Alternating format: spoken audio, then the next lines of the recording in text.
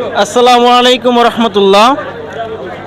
আগামী দিন শুক্রবার 17 জানুয়ারি ঢাকা সরাদি উদ্যানে পঞ্চমতম যুব কনভেনশনকে বাস্তবায়ন করার উদ্দেশ্যে ভোলা জেলার দক্ষিণ থেকে আমরা এক লঞ্চ যাত্রা গ্রহণ করলাম।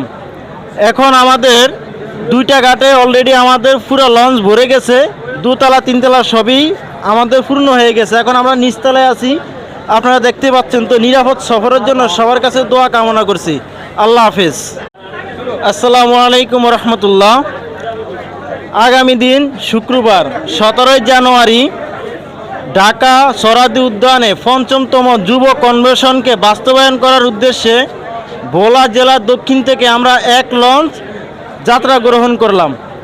এখন আমাদের দুইটা ঘাটে অলরেডি আমাদের পুরো লঞ্চ ভরে গেছে, দুতলা তিনতলা সবই আমাদের পূর্ণ হয়ে গেছে। এখন আমরা নিচতলায় আছি, আপনারা দেখতে পাচ্ছেন। তো নিরাপদ সফরের জন্য সবার কাছে দোয়া কামনা করছি। আল্লাহ হাফেজ।